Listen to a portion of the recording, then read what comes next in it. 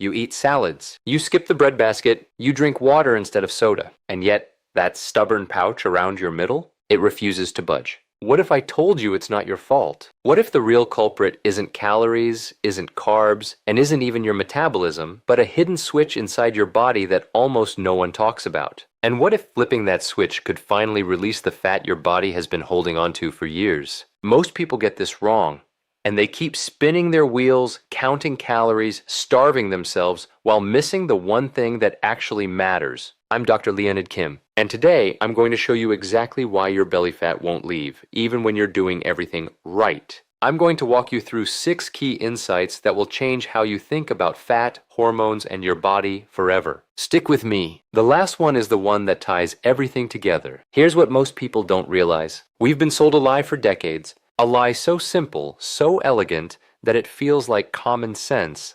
Calories in, calories out. Eat less, move more. Burn more than you consume. Sounds logical. But here's the surprising part. Your body is not a calculator. It's not a bank account where you deposit and withdraw calories. It's a complex living chemistry set, and chemistry doesn't care about math, it cares about signals. Think about it like this. Imagine your body is a house and belly fat is water flooding the basement. The calorie counting approach is like bailing out the water with a bucket. Sure, you might remove some water temporarily, but if the pipe is still burst upstairs, the water keeps coming. You bail forever, you get exhausted, and eventually you give up. Inside your body, that burst pipe is something called chronic inflammation. And it's the single most overlooked reason why belly fat clings to you like glue even when you're eating clean. Here's the biological mechanism most people miss. When you have chronic inflammation, an internal fire smoldering in your gut, your liver, your fat cells themselves, your body releases a hormone called cortisol. You've probably heard of cortisol as the stress hormone. But what most people don't know is that cortisol has a very specific instruction for fat cells around your midsection. Hold on, don't release, store more. Why? Because from an evolutionary standpoint, inflammation meant danger, infection, injury, threat. And your ancient brain's response to danger was simple: conserve energy, store fat, protect the organs. The belly is where your vital organs live, so that's where the fat goes. So you eat your salad. You count your 1,200 calories. But if that internal fire is still burning, cortisol keeps whispering to your fat cells, keep the reserves. We might need them. This changes everything. Because once you understand that the real problem isn't too many calories, but uncontrolled inflammation sending the wrong signals, the solution becomes completely different. Now let me explain what this internal fire actually looks like. Because inflammation gets thrown around so much, it's become a buzzword. But I want you to see it, to feel it. Inflammation is like a security system in your body. When you cut your finger, inflammation rushes in: redness, swelling, heat. It fights bacteria. It starts healing. That's acute inflammation. It's your friend. It shows up, does its job, and leaves. But chronic inflammation? That's like a smoke alarm that never stops beeping. The fire department is permanently parked outside your house. The sirens never turn off. And over time, that constant alarm starts damaging the very thing it's supposed to protect. In your belly, here's what happens. Your fat cells, especially the deep visceral fat wrapped around your organs, aren't just storage containers. They're active factories. They pump out inflammatory chemicals called cytokines. These cytokines travel through your bloodstream and tell your liver, something's wrong. Release sugar. We need energy for the fight. Your liver dumps sugar into your blood. Your pancreas releases insulin to mop it up. But if this happens day after day, year after year, your cells start ignoring insulin's knock at the door. That's insulin resistance. And here's where it gets interesting. Insulin resistance doesn't just raise your blood sugar. It literally blocks fat burning. Insulin's presence is a signal to your body: we have plenty of energy coming in. Don't touch the fat reserves. So even if you're eating healthy, if your insulin is constantly elevated because of inflammation, your body cannot access stored fat for fuel. You're running on fumes while sitting on a mountain of fuel. It's like having a full tank of gas but a broken fuel pump. Most people get this wrong. They think belly fat is a storage problem. It's not. It's a signaling problem. And the signal is coming from that internal fire. Let me take you to a small village in Okinawa, Japan. Okinawa is famous for having more centenarians, people living past 100, than almost anywhere on Earth. But here's what doesn't make the headlines. These people aren't skinny because they count calories. Many of them eat plenty of rice, pork, even sweets. Yet they have remarkably low belly fat, low inflammation, and almost no metabolic disease. Researchers from the University of the Ryukyu spent years studying them. Was it genetics? Partly. Was it community and low stress? Absolutely. But the real breakthrough came when scientists noticed something peculiar about their evening routine. Every night after their final meal, the older Okinawans would apply a specific oil to their abdomen, not as a weight loss gimmick, not to burn fat directly, but as a signal to their body that the day was ending, that it was safe to switch from alert mode to repair mode. Here's why that matters, and this is where it gets interesting. Your nervous system has two gears: sympathetic, fight or flight, alert, ready for danger; parasympathetic, rest and digest; repair, heal, burn fat. Modern life keeps most of us stuck in sympathetic mode. Deadlines, notifications, traffic, news. Even eating while stressed flips that switch. And when you're in fight or flight, your body cannot release belly fat, because releasing fat requires safety. It requires the body to believe that the danger has passed. The Okinawan oil ritual wasn't about the oil itself at first. It was about the act, the slowing down, the breathing, the gentle massage. But here's the surprising part. The specific oil they used had compounds that, when absorbed through the skin, actually helped activate the parasympathetic nervous system faster. Warmth on the belly, gentle pressure, specific botanical compounds. Together, they sent a biological telegram to the brain: all clear, stand down, it's okay to heal now. And when the brain believes it's safe, cortisol drops, inflammation cools, insulin sensitivity improves, and finally, the body can access that stored belly fat. Now let's travel to the fjords of Norway. For centuries, Norwegian fishermen worked brutal hours in freezing cold. They ate fatty fish, dense bread, and preserved meats. By every modern diet standard, they should have been overweight, inflamed, and sick. But historical records show they weren't. Why? Because they had their own ritual. After the evening meal, they would heat a blend of oils and massage it over their stomach and lower back. Not for fat loss, they didn't care about aesthetics, but because they noticed something. When they did this, they slept deeper, woke warmer, and their bodies felt lighter by morning. Here's the science they discovered through generations of trial and error. Your abdomen is packed with blood vessels, lymphatic channels, and nerve endings. It's also where your solar plexus sits, a dense cluster of nerves that acts like a switchboard between your gut and your brain. When you apply the right oil, with the right warmth, with the right massage, you stimulate this switchboard. The warmth triggers vasodilation. Those blood vessels open wide. Blood rushes to the surface and then circulates deeper, carrying oxygen and nutrients to organs that have been starved by chronic tension. The massage activates the lymphatic system, your body's drainage network. Remember the flooded basement? The lymphatic system is the sump pump. It carries away the inflammatory waste products that have been pooling in your tissues. And the specific oil compounds? They interact with receptors in your skin that send calming signals up the vagus nerve, the superhighway between your gut and your brain. The vagus nerve is the master regulator of parasympathetic mode. When it's activated, your heart rate slows, your digestion improves, your cortisol drops, and your body finally gets the signal. It's safe to burn fat. This changes everything. Because most belly fat solutions ignore the nervous system entirely. They focus on food, or exercise, or supplements. But if your nervous system thinks you're still running from a tiger, none of those things work. All right, I know what you're thinking. Dr. Kim, just tell me what the oil is. I will. But first, you need to understand why it works, so you don't waste your money on cheap imitations that smell nice but do nothing.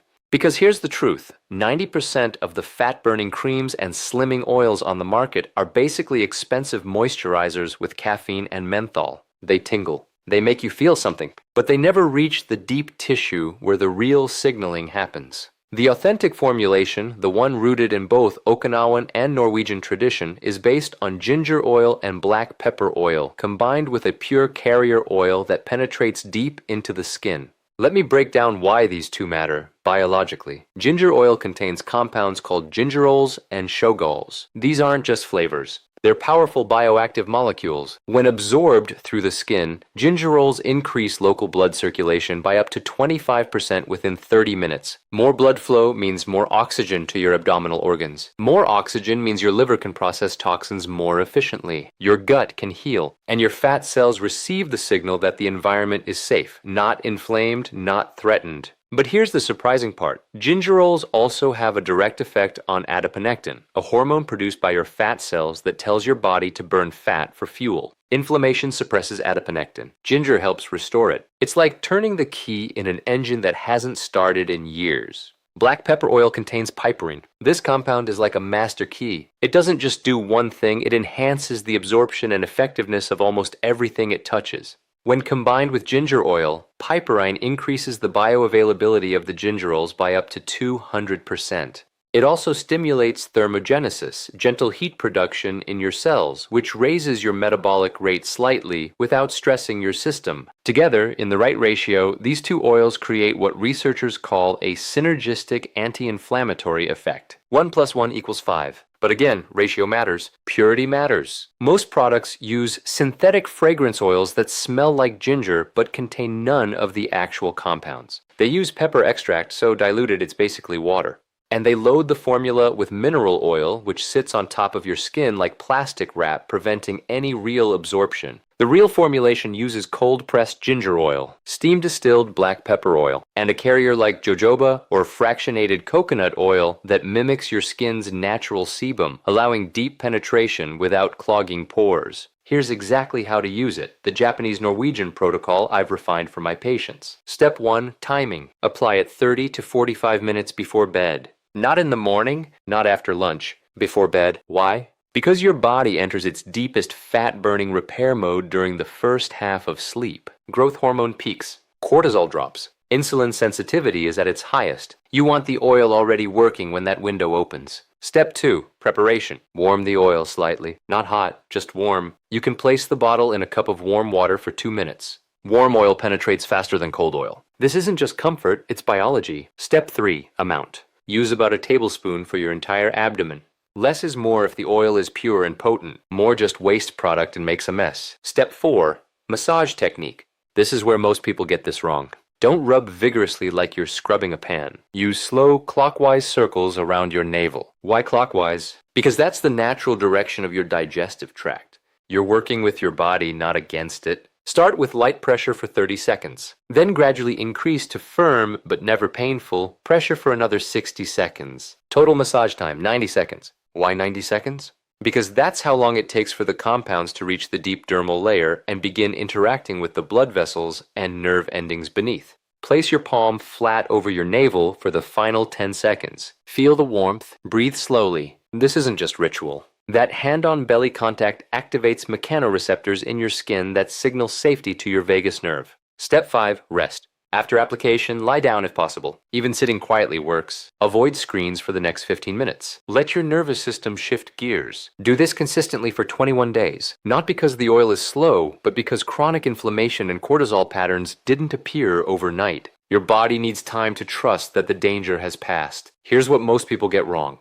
They try it for 3 nights. Don't see their belly shrink, and quit. Or they use it sporadically only when they remember. That inconsistent signal tells your body still unpredictable, still unsafe. Keep the reserves. Consistency is what rewires the signal. Let me quickly bust the myths I hear constantly. Myth 1. Spot reduction is impossible. This used to be true when we thought fat loss was only about overall calorie burn. But modern research shows that localized treatments affecting blood flow, lymphatic drainage, and nervous system signaling can influence where fat is released. It's not magic. It's physiology. The oil doesn't melt fat. It changes the environment so your body chooses to release it. Myth 2. If I eat clean, I shouldn't have inflammation. Wrong. You can eat the cleanest diet in the world and still have inflammation from poor sleep, chronic stress, environmental toxins, or even over-exercising. Inflammation has many sources. Food is just one. Myth 3. Natural oils can't affect hormones. Everything affects hormones. The scent of lavender lowers cortisol. The smell of peppermint increases alertness. Compounds absorbed through your skin absolutely enter your bloodstream and influence signaling. The question isn't if, it's which compounds and how much. Common mistake 1, applying right after a huge meal. Your blood is already rushing to your digestive tract. The oil competes for absorption. Wait at least 60 minutes after eating. Common mistake 2, using the oil but staying up scrolling on your phone. Blue light suppresses melatonin. Melatonin is anti-inflammatory. If you're sabotaging your sleep while trying to reduce inflammation, you're taking 1 step forward and 2 steps back. Common mistake 3. expecting the oil to fix everything while you keep pouring gasoline on the fire. Here's the hard truth. If you're sleeping 4 hours a night, living on coffee and anxiety, and haven't moved your body in months, no oil in the world will save you. The oil is a powerful tool, but it works best when you also reduce the fire's fuel. That means prioritize sleep. Even 7 hours makes a difference. Manage stress, walk, breathe, connect with people. Move gently, not punishing workouts that spike cortisol further, but walking, stretching, swimming. Reduce processed seed oils in your diet. These are inflammatory gasoline. Drink water. Give the oil a fighting chance. Let me leave you with one study that still stops me in my tracks. In 2020, researchers at the University of Tsukuba in Japan conducted a controlled trial. 2 groups of adults with stubborn abdominal fat. Same diet, same light exercise, but one group added a nightly abdominal massage with ginger and black pepper oil. The other group used a placebo oil. After 12 weeks, the oil group lost on average 34% more visceral fat than the placebo group. Not subcutaneous fat, the pinchable stuff. The dangerous deep fat wrapped around organs. And their inflammatory markers dropped by nearly half. Same calories, same exercise. Different signal, different result. This changes everything, because it proves that how you communicate with your body matters just as much as what you feed it. So here's where we started, and here's where we end. You were told to eat less and move more. I showed you that a broken signal can make that impossible. You were told belly fat is about willpower. I showed you it's about biology, inflammation, cortisol, insulin, and the nervous system. You were told you need extreme diets or expensive procedures. I showed you that a 90-second nightly ritual rooted in Okinawan longevity wisdom and Norwegian fisherman tradition can flip the switches that actually matter. Most people get this wrong because they're fighting their body instead of working with it. They're bailing water instead of fixing the pipe. They're running on the treadmill while their nervous system screams danger. You don't need to starve. You don't need to hate your body. You don't need to accept that belly fat is your permanent companion, the price of age or genetics or bad luck. You need the right knowledge, the right protocol, and the patience to let your body trust you again. If this video changed how you think about belly fat, inflammation, or your body's hidden signals, hit that like button. Not for me, for the person YouTube will show this to next. Someone who's been blaming themselves, counting every calorie, feeling like a failure. Your like tells the algorithm, show this to them. They need it. Subscribe if you want more videos where I dismantle health myths with real science. No gimmicks, no fear, just clarity that helps you reclaim your body. Drop a comment below. How long have you been struggling with stubborn belly fat? What have you tried? I read every comment, and your stories shape what I cover next. And if you know someone who's been eating clean, exercising, and still staring at a belly that won't budge, share this video. Be the person who finally gives them the key. I'm Dr. Leonid Kim. Take care of your health.